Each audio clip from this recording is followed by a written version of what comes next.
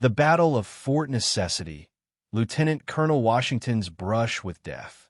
Welcome to a pivotal, yet often overshadowed, chapter in the early career of a man who would become synonymous with American independence, George Washington.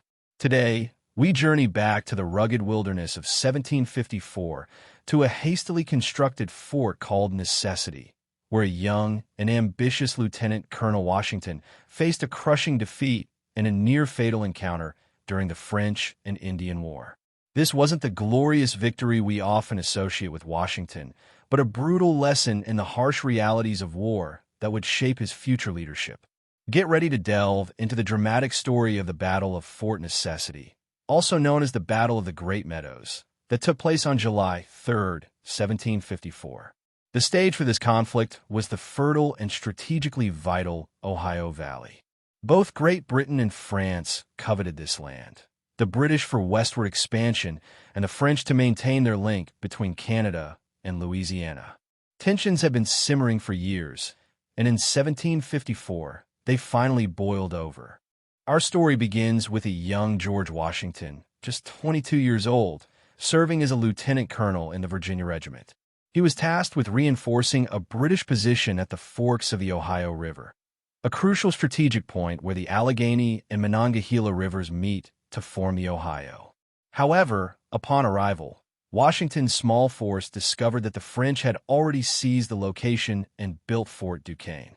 Undeterred, Washington established a fortified camp called Fort Necessity in a low-lying meadow, anticipating a French response. This location, surrounded by wooded hills, would prove to be a fatal flaw in his defensive strategy. Shortly after establishing Fort Necessity, Washington's men encountered a small French scouting party. In the ensuing skirmish, led by Washington himself, the French commander, Joseph Coulon de Jumonville, was killed. This incident, known as the Jumonville-Glen Affair, ignited the full fury of the French. While the British claimed Jumonville was a spy, the French viewed his death as an assassination. News of Jumonville's death reached the French at Fort Duquesne, and they swiftly prepared a retaliatory force. This force, numbering around 600 men, a mix of French regulars and their Native American allies, was led by Captain Louis Coulon de Villiers, Jumonville's brother, who was determined to avenge his death. Back at Fort Necessity, Washington's situation was becoming increasingly precarious. His force of roughly 300 Virginia and North Carolina militiamen was outnumbered and poorly supplied. The hastily constructed fort was little more than a wooden stockade, ill-equipped to withstand a determined assault.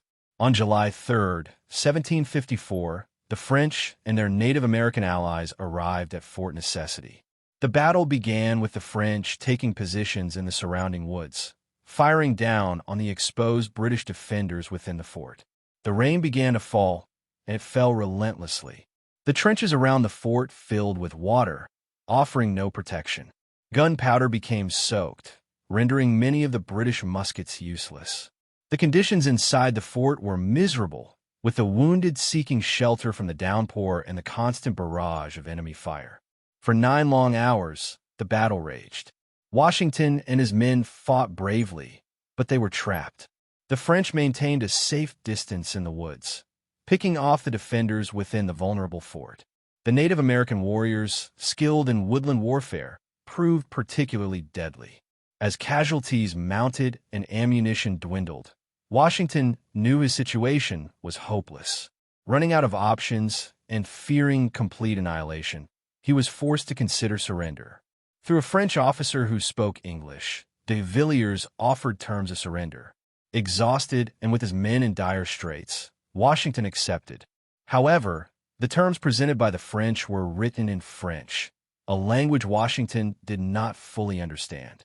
In the surrender document, the death of Jumonville was described as an assassination. Unaware of the precise wording, Washington signed the articles, effectively admitting to an act that would later be used against the British. The terms of surrender allowed Washington and his men to march away with their remaining arms, but they had to leave behind their artillery and other supplies. The British also had a promise not to return to the Ohio Valley for a year.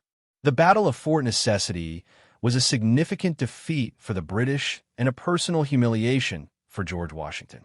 He had lost his first major command and inadvertently signed a document that the French would use to justify their actions. However, this defeat was also a crucial learning experience for Washington. He witnessed firsthand the effectiveness of guerrilla warfare employed by the French and their Native American allies. He learned the importance of strategic positioning and the dangers of underestimating the enemy.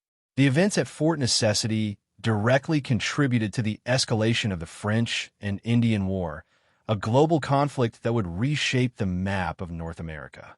While this battle was a setback, it did not break Washington's spirit.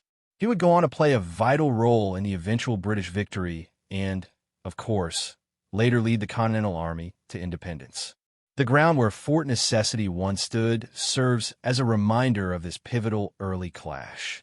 Fort Necessity National Battlefield preserves this history, allowing us to reflect on the challenges and lessons learned by young George Washington in the rugged wilderness. The Battle of Fort Necessity, though a defeat, was a crucial step in the development of George Washington as a military leader. It was a harsh introduction to the realities of war, a brush with death, and a lesson in humility that would ultimately contribute to his future success.